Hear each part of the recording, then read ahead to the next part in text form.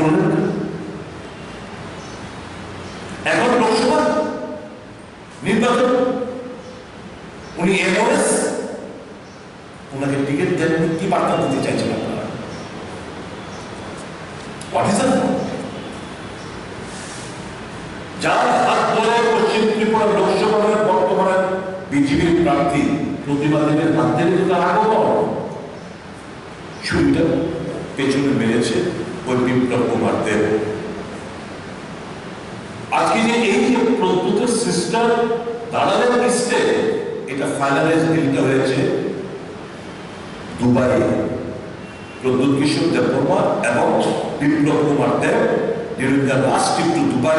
আরো দুজন গিয়েছিল, আমি ওই জায়গাটা আমি আসলাম না, তারা গিয়েছিল সঙ্গে আমরা বিশ্লেষণ করতে চাই। আরো দুজন সঙ্গীত হিসেবে গেছিল, ওখানে যিনি ফাইনাল হয়েছে। এই যে রেবতী মন্ত্রীপুরাকে